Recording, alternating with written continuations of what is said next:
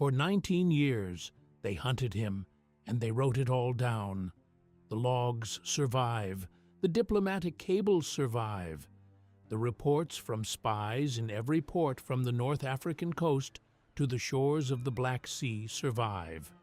We know the names of the Roman envoys sent east.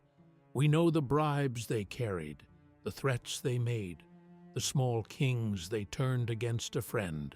It is the most detailed record of a manhunt anywhere in the ancient world. From the man they were chasing, we have almost nothing. Not one military memoir, not one treatise on war or statecraft, not one letter home in his own Punic tongue. Hannibal Barca, the general who bled the Roman Republic pale and walked through its nightmares for a generation, left no voice of his own. What survives is the print of his sandal in someone else's archive. The story that came down to us is not his story. It belongs to the hunters, and the hunters told it well. Their version is clean, and that is why it worked. It opens after the Great War ends, with the enemy wounded but breathing. It follows the fugitive as he slips out of a broken Carthage, looking east for a new court to poison. Rome painted him as the uninvited guest at every royal table, murmuring plans for a second invasion into the ears of ambitious kings. The one man who could pull a scattered world into a single alliance, the one thread that, cut, would let Rome finally rest. So the 19-year chase becomes a duty. Grim, expensive, necessary. A republic too watchful to forgive, hunting an enemy too dangerous to leave alive. That is the history Livy carved into the Roman mind. It has a crack running through it. The truth is not in a battle report or a Senate decree. It sits in a financial ledger. The longest and costliest manhunt of the Republican era did not begin with news of a war. No new army was gathering on a far shore. It began with an audit. The full weight of Rome did not fall on Hannibal because he was forging swords for revenge. It fell on him because he balanced a budget. For 2 decades, they told the world they were chasing a general. The numbers say they were chasing an accountant. We're about to take apart a legend that has stood for 2,000 years.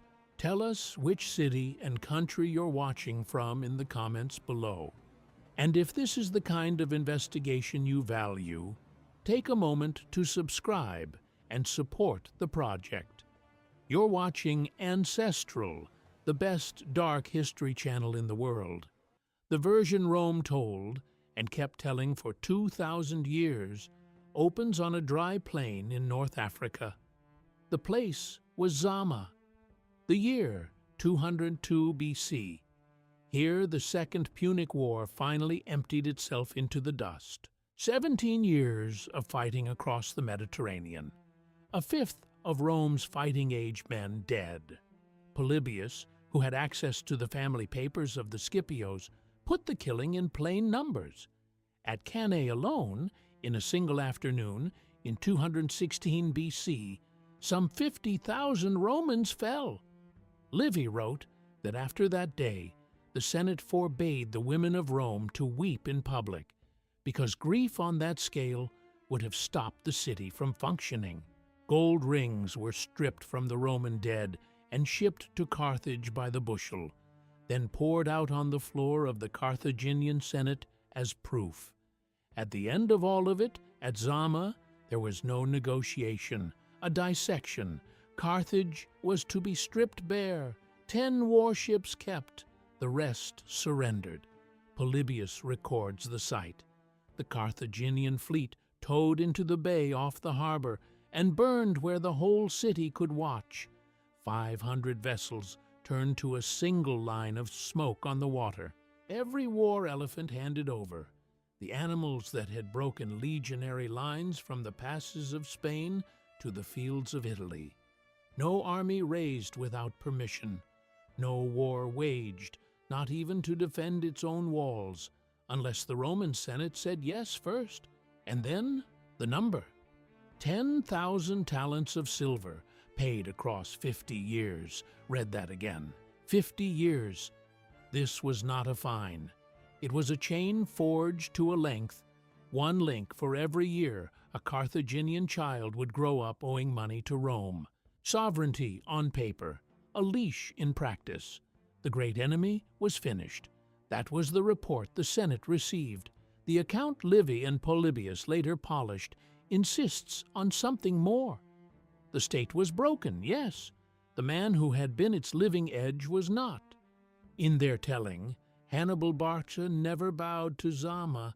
He read the treaty as a pause between rounds, an irritation. For a few years, he lingers inside Carthage, watched by his own frightened countrymen and by the Roman informants who never seemed to leave the city. He walks the streets he once ruled from, past the double harbor with its circular naval basin now empty of ships, past the temple of Eshmun on the height of Byrsa, a reminder of a summit no one would climb again, and a knot of dread in the stomachs of the pro-Roman oligarchs now trying to govern the ruins. The Roman story requires him to be scheming. It insists the sharpest military mind of the age is already running the arithmetic of a third war. In their version, he obliges, he runs. But before he ran, something happened in Carthage that the storytellers hurry past, and it matters more than the flight. Hannibal did not spend those years sharpening knives. He stood for office. In 196 BC, the citizens elected him suffete, the highest civil post in the city, roughly what a consul was in Rome. He put down the sword and picked up the ledger. Hold that image, it will come back. East, then, across the sea, a shadow sliding over the water. He surfaces in the one court left with the treasure, the ambition, and the loathing of Rome to actually try something.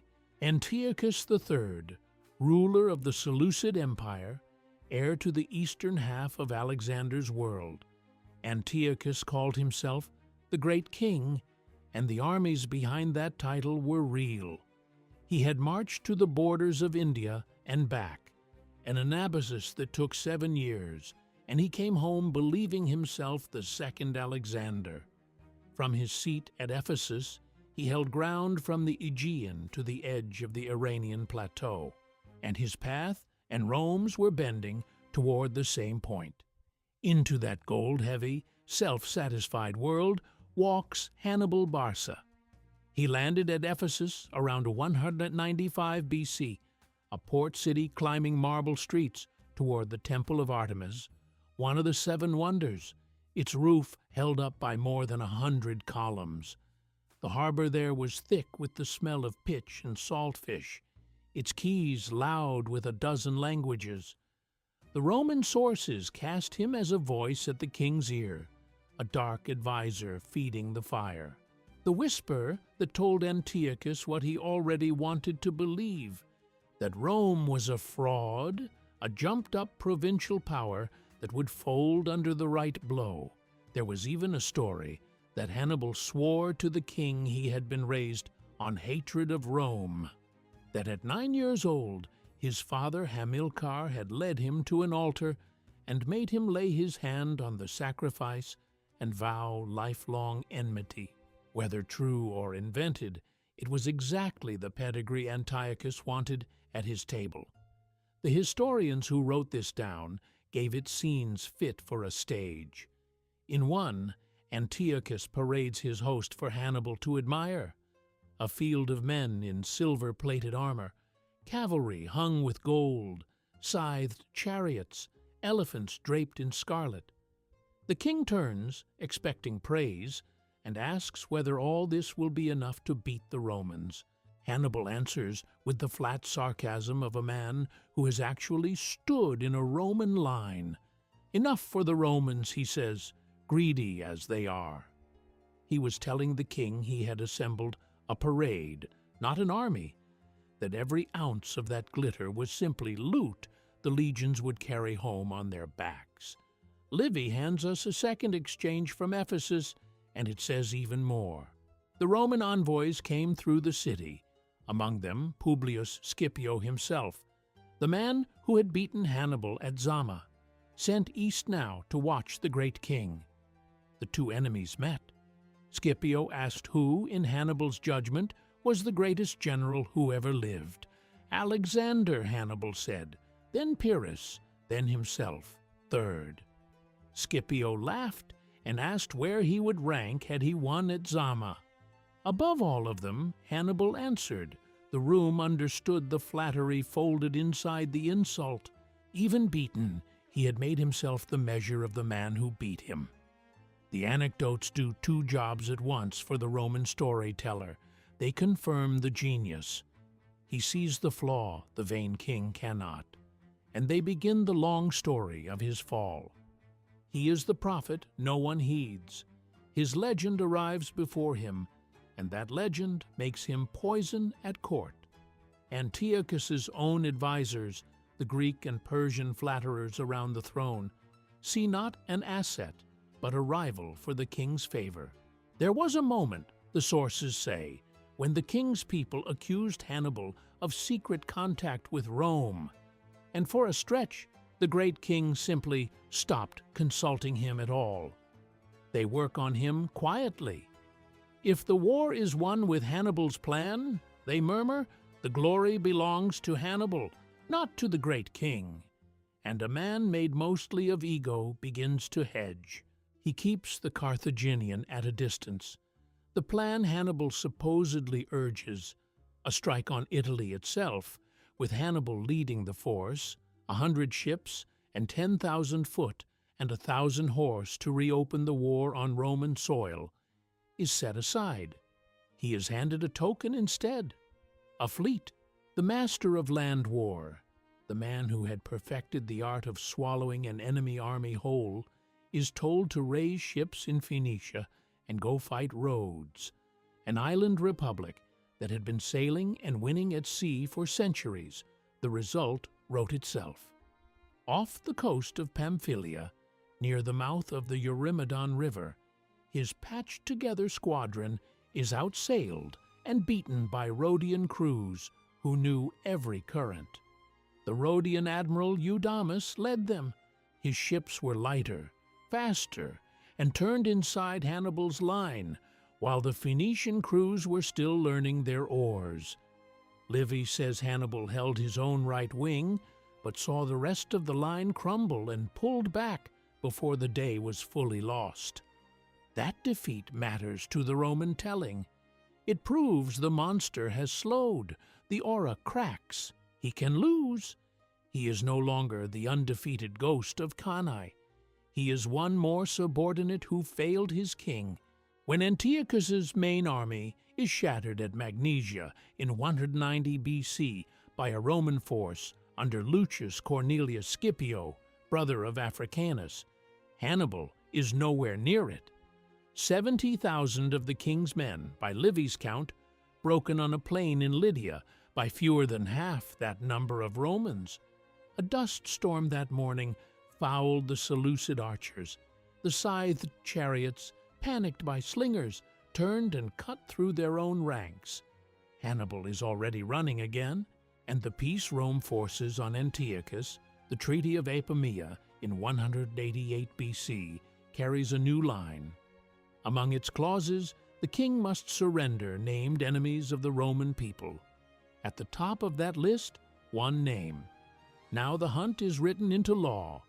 Rome has declared him an enemy of the civilized world, a man owed no sanctuary, protected by no king and no custom. The narrative tracks his shrinking horizon, each new Roman treaty closing another door. He surfaces briefly in Armenia, where the sources say he advised King Artaxias and laid out the plan for a new capital, Artaxata, on the Araxes River. Then he reaches Crete, the court at Gortyn, an island stocked with mercenaries and men who hired out their spears to anyone. The Roman writers, Nepos above all, hand us a telling scene. The Cretans, greedy and knowing he traveled with the remains of his fortune, planned to rob him. Hannibal, the endless deceiver, expects it. He fills large clay jars with lead, floats a thin skim of gold and silver coins on the top, and makes a show of carrying this treasure into the temple of Artemis for safekeeping, calling on the priests as witnesses. His real wealth he has already melted down and hidden inside hollow bronze statues that stand out in his courtyard, drawing no eye at all. The Cretans post a guard over jars of lead. Hannibal walks away whole, statues and all. The tale is offered as proof of his cunning.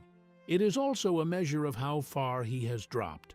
The commander who once redrew the map of the world now outwits island thieves to protect a shrinking travel purse. Not a threat to any state. A clever man on the run, sleeping in strange houses, counting exits. From Crete his road bends north to the court of Prusias of Bithynia, a small opportunist kingdom on the Black Sea coast in what is now northwestern Turkey. This is a long fall from a Seleucid throne room. Prusias is a minor player, a vassal forever sliding between larger neighbors to keep his seat. Nepos records one service Hannibal did for him that outlasted the man. He chose the site for a new royal capital on the coast and laid it out, the city of Prusa, at the foot of the mountain the Greeks called Mygian Olympus. The general who besieged cities now planned the streets of one, measuring out drains and gates and market squares. For a man like Hannibal, taking shelter here was like a commander who once moved whole nations retiring to draw maps for a border lord. And yet the Roman story allows him one last flash of the old, dreaded ingenuity. Prusias is at war with neighboring Pergamon, a firm friend of Rome, ruled by the same Eumenes whose family had helped bring Rome east. Hannibal, advising the Bithynian king, takes charge of his fleet. Outnumbered, he reaches for a trick that would fix his name in Roman memory as something inhuman. He orders his crews to comb the shore and the reeds for every venomous snake they can find, sealed alive inside earthenware pots. Before the battle, he sends a herald in a small boat to the enemy line, ostensibly to deliver a letter, so his men can mark exactly which ship carries King Eumenes. When the fleets close in the Sea of Marmara, he tells his ships to throw everything at the flagship. Not arrows, not stones from the catapults. On his signal, the pots arc across the water and burst open on the enemy deck. The clay shatters against the planking.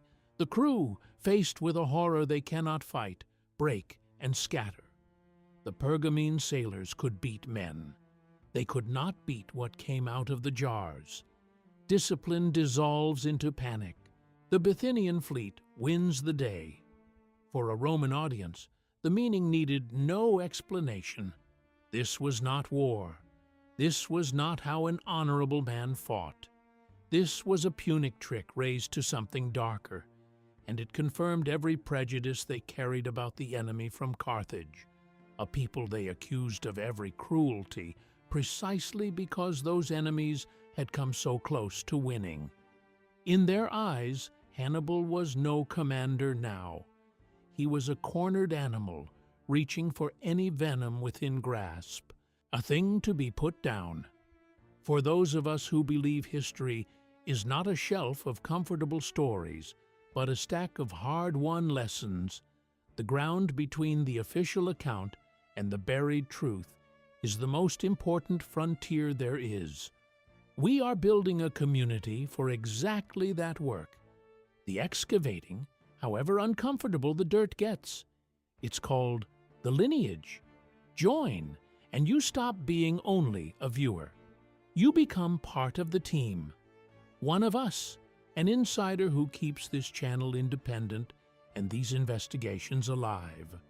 Early access, exclusive material, and the knowledge that you are helping preserve a history others would rather leave in the ground. If you are one of us, click the link below and join the ranks. The snake pots are the last victory of any kind that Rome would ever grant him. The end itself was not fought on any deck or field. It was quiet. It was paperwork. In 183 BC, the Senate sent one of its most polished men, Titus Quinctius Flamininus, to the court of Prusias. This was the diplomat who in 190 BC had stood at the Isthmian Games near Corinth and had a herald proclaim the freedom of the Greeks to a crowd that, Plutarch says, roared so loud that birds overhead dropped from the sky. The man knew the weight of a well-placed word. His stated business in Bithynia was a border dispute between Prusias and Pergamon. Everyone at the table knew the real errand. The setting was a dining hall on the Bithynian coast, couches around low tables, wine cut with water, the sea audible past the columns. Over dinner, Flamininus remarks lightly that it seems strange for a king to shelter the most famous enemy Rome ever had. Cassius Dio and Plutarch both preserve the flavor of it. No fist on the table, no drawn sword, just a sentence, delivered the way only a superpower can make a sentence land, the threat sitting inside the courtesy like a stone hidden in soft bread. Not a request, an instruction. Plutarch adds a sour note that would follow Flamininus home. Some senators in Rome later thought hunting an old, beaten refugee beneath the dignity of the Republic. But the errand was done. Prusias, a small functionary in a world now run on Roman memoranda, understands at once. His kingdom or his guest, which is no choice. He agrees to hand the old man over. The last gear of the machine turns. Soldiers move up the coast road toward Hannibal's house in the town of Libissa, a village on the shore between the water and the hills, close to the great crossing the Greeks called the Bosporus. He was 64 years old. Nepos, who names as his source a man who spoke with those who were there, says the house had been built with 7 separate exits, hidden passages cut so that no single blocked door could trap the owner. The architecture of a man who woke every morning of 19 years, knowing he was being hunted. 7 doors. It had not been enough. Hannibal sent a servant to the nearest exit to look.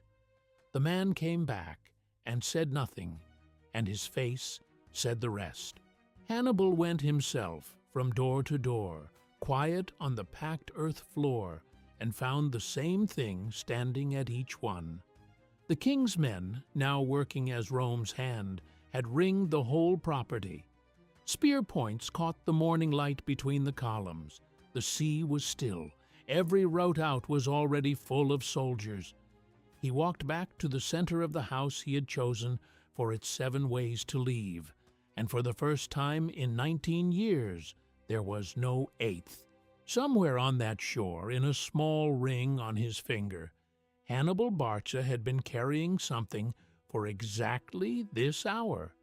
That whole story, the plotting, the sly counsel, the snakes in jars, the last stand behind 7 doors, is one of the most effective character killings ever committed to writing, a piece of statecraft dressed as history, built to justify a chase that lasted 19 years.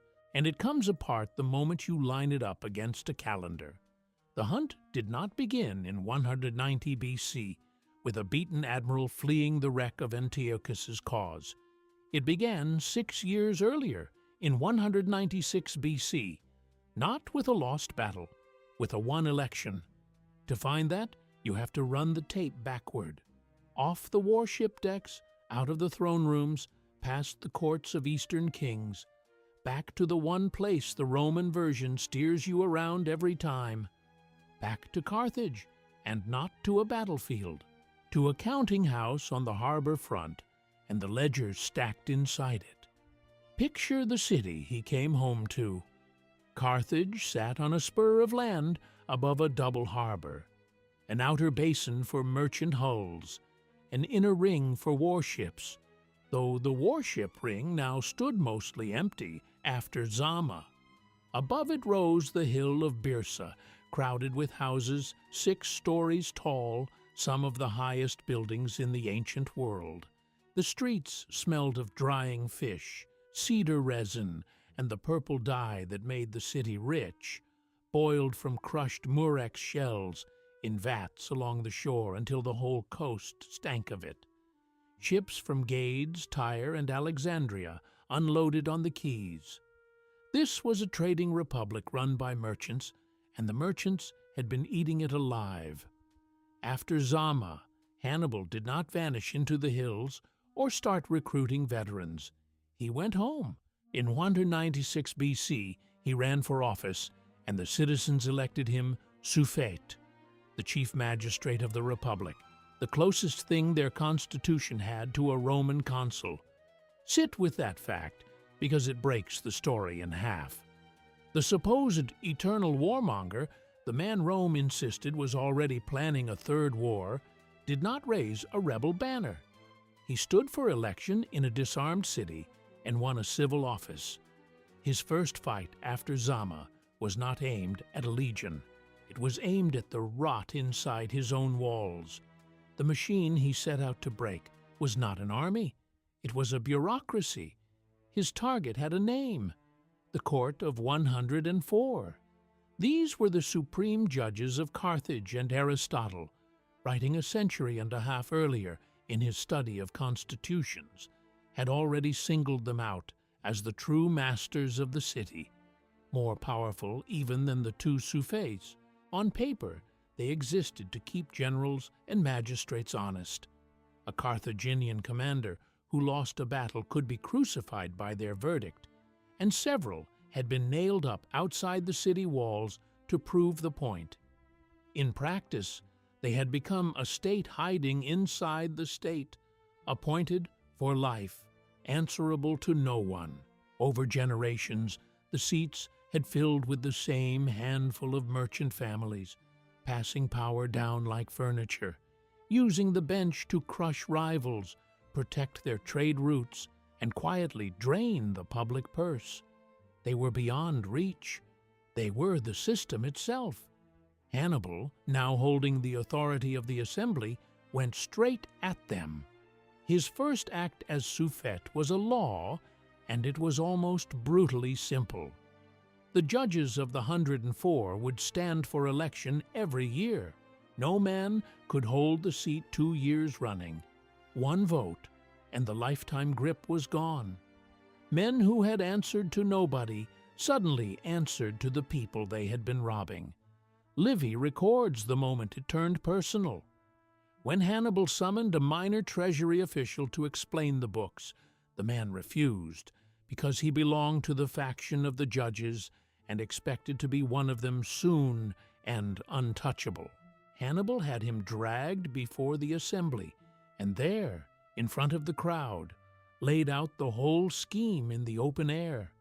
It was a revolution conducted on parchment and in the noise of the marketplace, and it earned him enemies far more patient and far more dangerous than any Roman on horseback.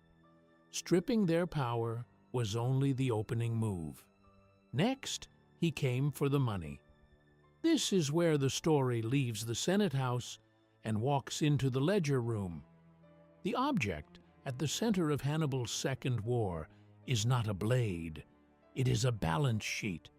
As suffete, he ordered a full audit of the state's finances. He wanted to trace every shekel of revenue, every tariff on the docks, every tax that came off the ships and the great land estates. And above all, he wanted the answer to one question that made no sense. How could the treasury be forever empty while the men of the 104 lived in houses like temples? The clerks he set on the books followed the money, line by line, and what they found was not petty theft. It was a system, embezzlement woven so deep into the machinery of government that skimming the state had become the government's actual function. The oligarchs and their friends in the administration were diverting whole rivers of public income. Port duties, the tax on the rich farmland of the Cape Bon Peninsula, the levies on the caravan trade coming up from the desert with gold and ivory and slaves straight into private strongrooms. They were bankrupting the Republic to keep their courtyards paved in imported marble. Now for a number, and what it took to make it real. Remember the indemnity Rome had chained to Carthage. 10,000 talents of silver, weigh that out. A talent ran to roughly 26 kilograms of metal, so the debt came to something near 260 tons of silver. A sum so vast, the treaty stretched the payments across 50 years, 200 talents a year. A weight meant to keep the city stooped for 2 generations. There is a scene the sources preserve from an early payment. When Carthage first delivered its silver to Rome, the Roman quaestors, the treasury clerks, tested it, found it under the required purity, and demanded the shortfall be made good on the spot. Carthaginian envoys had to borrow money in Rome itself to cover the gap. That is the depth of the hole the oligarchs had dug. The city could not even pay its debt in clean metal. The year the first installment came due, the Carthaginian Senate had debated how they could possibly find it, and some had wept in the chamber, Livy says, until Hannibal laughed at them. They turned their anger on him for laughing while the state drowned. Then he showed them why he had laughed.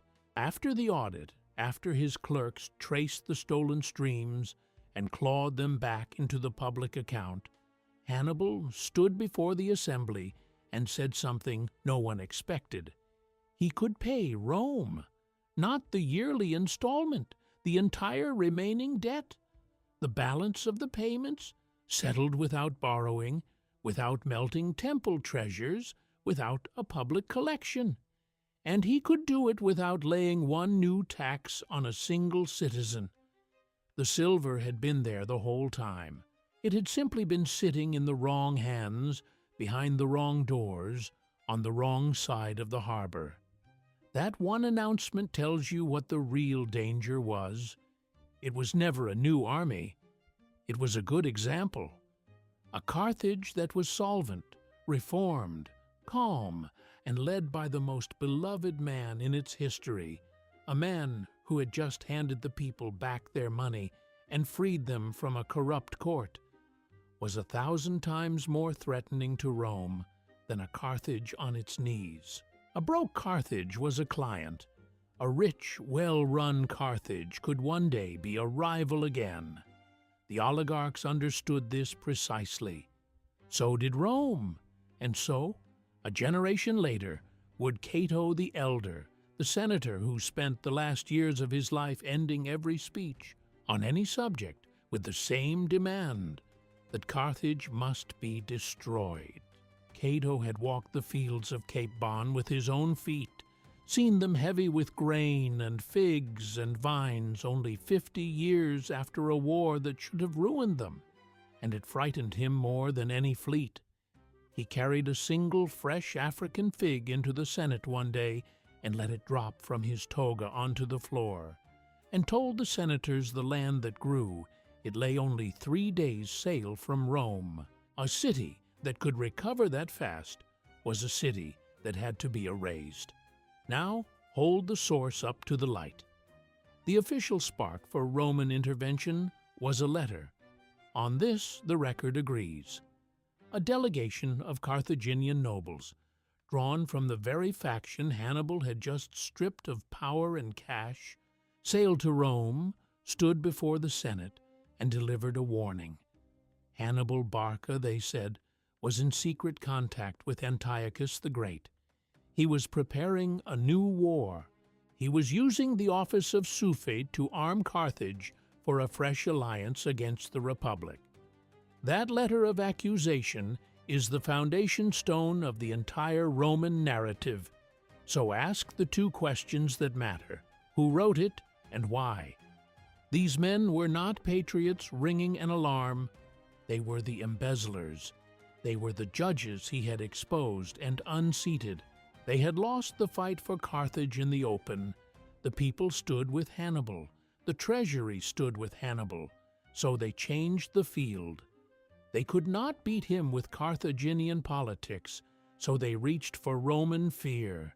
They picked up the one weapon guaranteed to work: Rome's deep, unhealed dread of the name that had once camped within sight of its walls. Roman mothers, Pliny would later write, still frightened children with that name a lifetime after the war, and there was a saying in the streets, "Hannibal is at the gates," that meant a danger past all reasoning. Chief among these accusers, the sources say, was a Carthaginian named Hasdrubal, nicknamed the Kid, a leader of the oligarch faction who had every reason to want the reformer gone. The oligarchs pointed that dread at the man they could not remove, knowing the Roman machine would do the removing for them. The machine did exactly what they wanted. The letter was read aloud in the Senate, and the room went cold. The name Hannibal still had the power to hush a chamber, to raise the ghosts of Lake Trasimene, where 20,000 Romans had been trapped against the water in the morning fog and cut down before they could form a line, and of Cannae, the worst single day in the Republic's history. Old men in that Senate had lost sons in those years. Some of them had voted, as boys, to keep fighting when Hannibal camped 3 miles from the city. Most senators swallowed the accusation whole. It matched what they had always believed in their bones, that the man could never be trusted, treaty or no treaty. But one voice pushed back: Scipio Africanus, the man who had beaten Hannibal on the field at Zama, and who therefore knew his mind better than anyone in that room. Livy tells us Scipio rose and argued against the whole business. It was beneath the dignity of the Roman people, he said, to wade into the factional quarrels of Carthage. Rome was not a hired guard for a discredited pack of foreign aristocrats. He saw the accusation for what it was: a political killing subcontracted to the Republic. He warned that hunting a man now serving as a civil magistrate in his own disarmed city would make Rome look frightened and spiteful, not strong. There was iron in the objection, too. Scipio's own honor was tied to Zama. If Hannibal was still a mortal threat years later, then the victory at Zama had settled nothing, and the greatest name in Rome would shrink by exactly as much as Hannibal's grew. His enemies in the Senate, the same men who would one day drag Scipio himself down over accounts and money until he left Rome in bitterness for a farm at Liternum, knew that as well. He was voted down. The fear of Hannibal outweighed the judgment of the one Roman who had actually defeated him. The Senate agreed to send a commission to Carthage to look into the claims. 3 senators of standing were chosen. Their landing on the Carthaginian shore was the point past which nothing could be walked back. This is the truth underneath the next 19 years. The great manhunt did not open with Hannibal fleeing into the arms of an enemy king. It opened with Roman envoys stepping onto his own quay, carrying a forged warning written by the corrupt men he had just destroyed at the ballot. This is precisely the kind of detail that gets buried under centuries of the winner's version. What you've just heard was pieced together from fragments in Livy, Polybius, and Cornelius Nepos, read against the grain of the official account. The book that anchored this entire investigation is a work of historical detective craft, and you can own it. Click the View Products button on your screen right now. That text is what unlocked the financial angle of Hannibal's story, an archive of research that will change how you see the whole Roman world. And while you're there, look along the shelf. We've gathered a set of immersive pieces and dark relics from this era to round out the story. Don't only watch history, hold it. Open the shop and see what's waiting. The commission's arrival trapped Hannibal in a box with no honest exit. He understood the game the instant the 3 Romans came ashore. He was the lawfully elected leader of his country. He had broken no clause of any treaty. He had, in fact, made it possible for Carthage to meet its obligations to Rome faster than anyone believed possible. And he knew none of that would save him. The envoys had not come to weigh evidence. They came claiming to arbitrate a dispute between Carthage and the Numidian king Massinissa, Rome's ally, the man who had helped Scipio win Zama, and who now nibbled at Carthaginian land year after year, knowing Carthage could not fight back without Roman leave. It was a thin cover, and everyone in the city read straight through it. The oligarchs he had unseated would line up to testify, pouring lies into Roman ears. The very court he had just reformed could be seized and turned against him, a domestic weapon in a foreign hand. He would be arrested on invented charges of treason, handed to the commissioners, shipped to Rome in irons, marched through the streets for the crowd on a triumph day, and then finished quietly in the Tullianum, the stone cell beneath the Capitol where Rome strangled its enemies out of sight. He had 2 roads: stay and trust to justice he knew was already sold, or run. He looked at the Roman ships riding in his own harbor and did the arithmetic he was better at than any man alive. He had not lost an election. He had been checkmated, so he played the last move like a general covering a retreat. By day, he moved through the city as if nothing were wrong, letting himself be seen at the temple, in the market, at the harbor, keeping the watchers relaxed. He rode out at evening toward his country estate near the coast, as he often did, in full view, with servants. Then, once past the gates and the eyes, he turned for a tower he owned between Acola and Thapsus, where a ship stood fitted and waiting under his own orders. Nepos says he kept fresh horses staged along the road, so no tired animal could strand him in the dark, and that he crossed the whole distance in a single night, changing mounts as the miles fell behind. At dawn, the Roman commissioners and their Carthaginian allies came for him, and found the house empty, the bed cold, the man gone. He boarded his ship at first light and turned east across the sea toward Tyre first, the old mother city of Carthage, where the Barca family kept ancient ties and where he was received with honor and rest, and then on toward the courts of the east. He did not flee as a warmonger. He fled as a man who had opened the books, named the thieves, and watched them summon the largest predator in the world to hunt him for it. And the predator, once loosed, would not stop at the coast of Africa. It would follow the scent across every sea he crossed, into every harbor that took him in, for the rest of his life. And when it finally cornered him, it would arrive not with a legion, not with a fleet, but with one well-dressed man carrying a single sentence to a dinner table. So, what was Rome actually afraid of? Their own agents in the East had told them the truth year after year. Hannibal had no army. He had no king who would listen. His political credit had run out. The reports came back the same way every time. An old exile moving from one small court to the next, welcomed and then quietly set aside. So why keep going? Why spend the treasure of the state, the hours of its finest diplomats, the attention of the Senate itself, on hunting one aging man across 2 decades and half a sea? Because they were not chasing a threat. They were chasing a memory. They were trying to kill something that had already happened to them. The engine behind the pursuit was not cold strategy.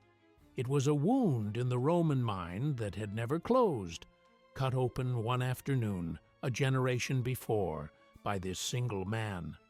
To understand the obsession, sit with one number, 50,000.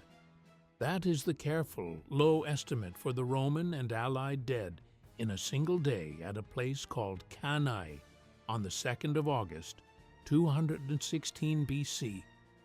The figure is too large to feel, so make it small. This was not a long grind of attrition. A Roman army of near 80,000 men, the largest the Republic had ever put in the field, marched out that morning certain of victory. Hannibal had drawn up fewer than 50,000. His center bowed forward on purpose like the belly of a bow. The two consuls, Aemilius Paulus and Terentius Varro, commanded on alternate days, and the day the trap closed belonged to the reckless one, Varro. The Romans pushed into the bulge. The center gave slowly as designed. Then the Carthaginian wings folded inward. The African veterans closed the ends, and the largest army in Roman history stood packed shoulder to shoulder inside a ring, so tight that men could not lift a sword arm. A hot wind called the Volturnus blew dust off the Apulian plain into their faces all afternoon. It took the rest of the day. Polybius counted the cost, and he had reason to count it well. He lived inside the very family that produced the men who would one day burn Carthage. One of the two consuls, Lucius Aemilius Paulus, dead on the field, refusing a horse offered to carry him clear. Both consuls of the previous year dead. 80 senators, or men of senatorial rank, dead in a single afternoon, close to a third of the ruling body of Rome. The proquestors, the tribunes, the officers who ran the machine, gone. Livy says that when the news reached the city, matrons filled the temples and swept the stone floors with their loosened hair. The Senate forbade public mourning so the city could keep functioning, and limited grief to 30 days. In their terror, they buried people alive in the Forum Boarium, a Gaulish pair and a Greek pair, a horror the Republic reached for only twice in its whole history, both times because of this one man. Hannibal, meanwhile, gathered gold rings from the Roman dead by the bushel and sent them home to be poured out on the floor of the Carthaginian Senate as proof. For years afterward, the Roman Senate met each morning, knowing an undefeated enemy general was living on Italian soil, a thing they could not remove. There is a detail from those days that shows how deep the terror ran. After Cannae, a knot of young Roman nobles talked openly of abandoning Italy, taking ship, and offering their swords to some foreign king, giving the peninsula up as lost. A tribune of 19, Publius Cornelius Scipio, who had already dragged his own wounded father off the field at the Ticinus 2 years earlier, burst into their meeting with a drawn blade and made every man present swear on the steel never to desert the Republic. That boy would grow into the man who beat Hannibal, hold his name. The record will need it again before the end. The men who finally ran Hannibal to ground in Bithynia were the children of that morning. Titus Quinctius Flamininus was born around the years Hannibal crossed the Alps into a Rome where the word Hannibal was what a mother said to make a child fall silent. The whole political and military schooling of that generation was forged in the heat of that one memory. Fabius Maximus, who had first slowed Hannibal by refusing to give him battle, was dead by the time the exile fled Carthage, but his caution had hardened into Roman doctrine. You do not gamble against this enemy. You grind him down. You never stop. The 19-year hunt was never really a policy. It was an exorcism. They needed to watch the thing killed by a Roman hand because the alternative was unbearable, that he might grow old and die warm in his own bed, and that their father's terror had, in the end, meant nothing. Seen through that lens, his years in the East stop being the tale of a failed comeback and become the story of a trophy. At the court of Antiochus, Roman intelligence had the full picture. They knew his counsel was being ignored. They knew the Seleucid generals watched him with envy and mistrust, that Thoas the Aetolian and the king's Greek courtiers had talked Antiochus out of the one bold plan Hannibal offered, a strike west into Italy, while Rome's attention was fixed on Greece. They knew he had been handed a naval command built to fail off the coast of Pamphylia, against Rhodian crews who had been winning at sea since before he was born. Rome understood better than the man's own hosts did that Hannibal was not the architect of Antiochus's war, but he was the perfect villain to paint on the banner of it. His mere presence let Rome recast an ordinary collision between two expanding powers as one more chapter in a righteous, endless struggle against the demon of Carthage. He was worth more to them as a name to fear than he ever was to Antiochus as a mind to consult. So the pursuit rolled on, not because the man was dangerous, but because he was useful, and then because it had simply become a line in the budget of Roman foreign policy that no one had reason or nerve to strike out. The machine had been switched on in 196 BC by the letter of a few corrupt judges. It would keep running until its target was gone, the way a mill keeps turning until someone lifts the sluice. This is how to read his last hour. The end at Libessa was not the cornering of a wild animal, it was a transaction. Libessa was a small place on the Bithynian coast, a huddle of houses between the hills and the water where the land narrows toward the strait the Greeks called the Bosporus, the crossing between Europe and Asia.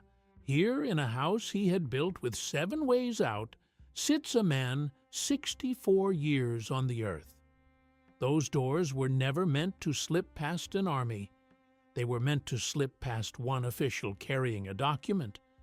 The danger was not a legion at the wall. It was a memo reaching a king's writing table. Trace the machinery that closed on him.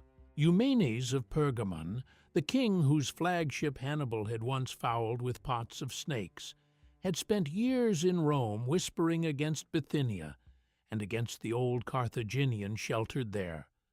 The border war between Prusias and Pergamon gave Rome its excuse to send an embassy east in 183 BC, and Flamininus, already famous for the border disputes he had settled among the Greeks, was the natural man for the errand. Some sources say Rome had not even ordered Hannibal's death outright, that Flamininus, on the ground and hungry for one more famous name to hang on his career, forced Prusias's hand himself and answered for it later. Cassius Dio preserves the flavor of the dinner, no threat spoken aloud, only the mild observation that it was strange a friend of Rome would keep her oldest enemy under his roof. That was enough. Around that same table, the sources say, sat men who would carry the tale home, envoys who had grown up on the legend and now watched its ending, arranged over wine and roast meat. And Prusias was no grand traitor wrestling with his conscience.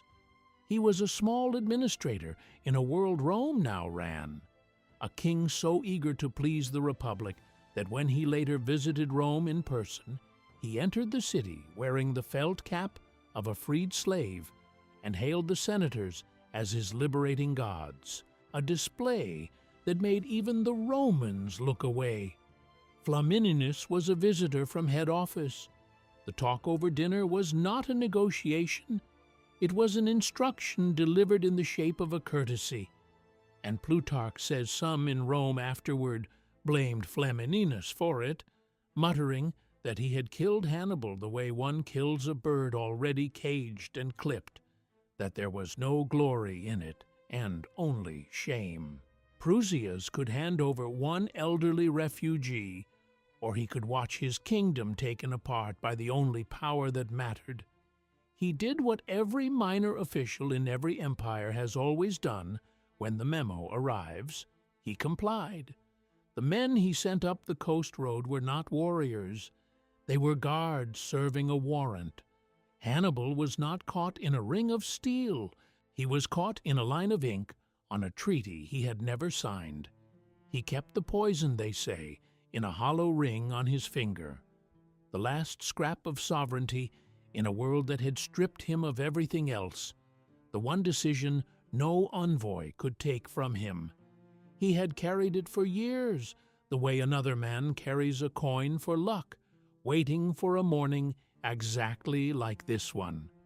When his servant came back from the door white-faced, Hannibal did not shout or reach for a weapon. He sent men to check the other exits one by one, and the report was the same at each. The morning light lay flat on the water below the house, and there were spears standing at every gate. Juvenal, writing more than 2 centuries later, sharpened the whole life down to its bitter point. The man who could not be stopped by the Alps or the Pyrenees or the sea finished at last by a ring. Livy and Plutarch both preserve a version of his final words, a curse on the king who sold him and a flat naming of the thing that had hunted him all his life. Let us relieve the Romans, he said, of their long anxiety, since they cannot bear to wait for an old man to die. Then he drank. He did not fall in the noise of a battle he had made. He was erased in a quiet room on a shore of the Sea of Marmara, a liability struck from a ledger. And here the record turns cruel in a way no storyteller planned. In that same year, or very near it, the boy who had burst into that room after Cannae with a drawn sword, now the man who had beaten Hannibal at Zama, was also dying in exile. Scipio Africanus, the hero of the whole war, had been dragged through the courts of Rome by smaller men who resented his fame. Hounded over Antiochus's gold, his brother Lucius was said to have skimmed from the spoils of the Eastern War. He answered the charge on one occasion by reminding the crowd it was the anniversary of Zama, and led them off up the Capitol to give thanks to the gods, leaving his accusers shouting at an empty forum. 2 of the men who chased him hardest were the tribunes called the Patili, put up, Livy hints, by Cato himself, the same Cato who would spend his old age demanding Carthage be wiped from the earth. It bought Scipio nothing in the end. He withdrew, bitter, to a villa at Liternum on the Campanian coast, where he grew his own vines and refused to set foot in the city again. He gave orders that his body was not to be carried back to the place he had saved. On his tomb, tradition says, he had them carve a single line, "Ungrateful fatherland, you will not even have my bones. Read those 2 deaths side by side."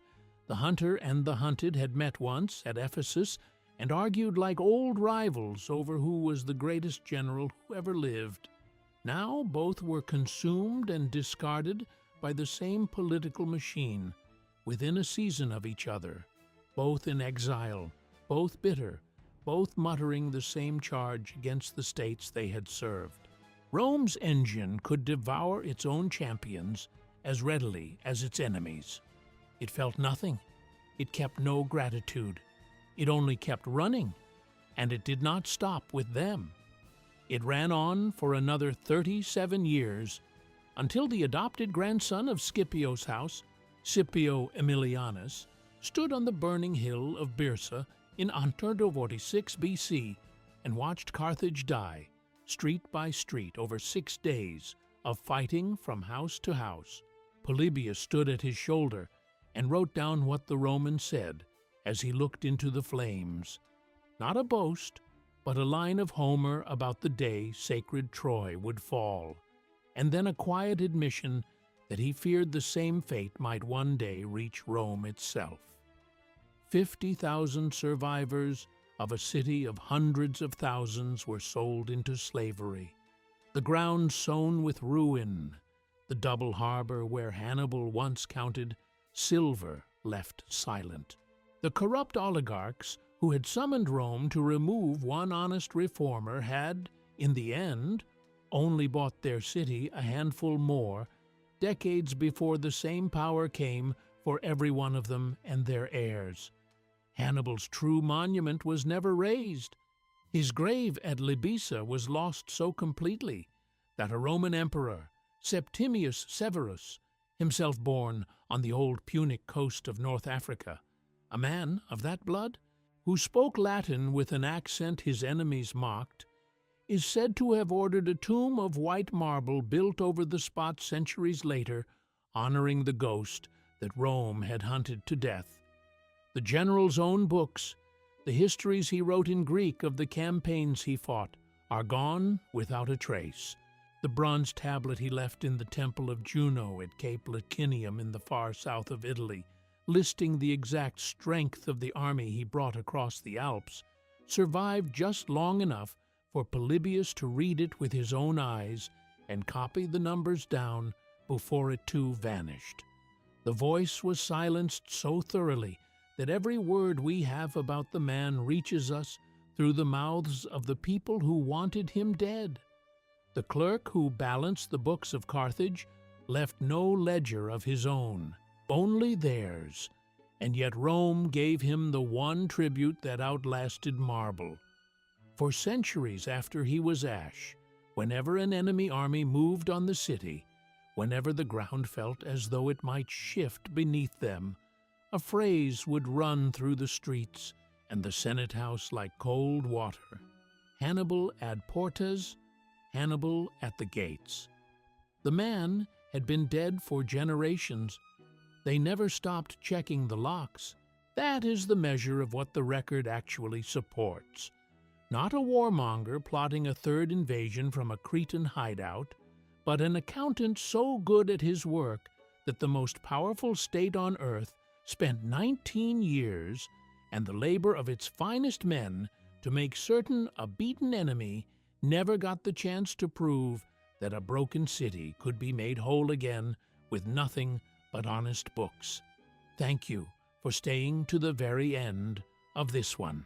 If the investigation was worth your time, subscribe to the channel, tap like, and send it to one person you know who would rather have the record than the legend.